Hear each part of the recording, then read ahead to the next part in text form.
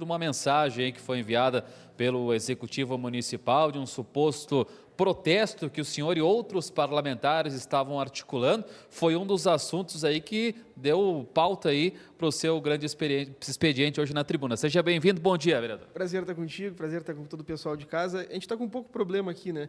Foi acabada a obra da Montauri, o prefeito conseguiu resolver as vagas do 9º ano, então como ele estava com um pouco problema hoje de manhã, se dedicou no WhatsApp para ficar mandando mentira para os outros.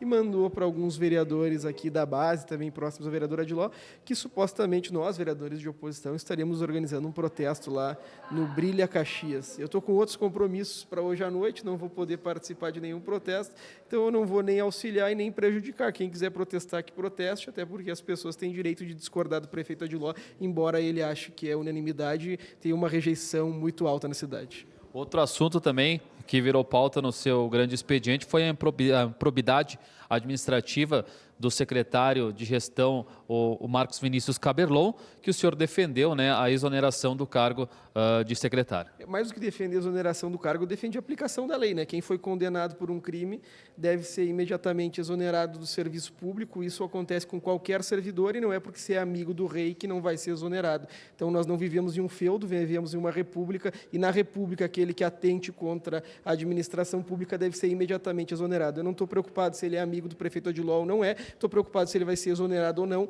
e, caso não haja essa exoneração, como fiz a indicação, vou ingressar judicialmente, o que o Ministério Público também já fez, por entender que aquele que em uma oportunidade atentou contra o erário não deve permanecer cuidando dele. Vereador, obrigado e bom trabalho. Que prazer estar contigo, um prazer seguir aqui na TV Câmara e um prazer maior vai ser agora ver a entrevista do meu amigo, Tenente Cristiano Becker. É verdade, é verdade. Obrigado, vereador Cláudio Libardi. Como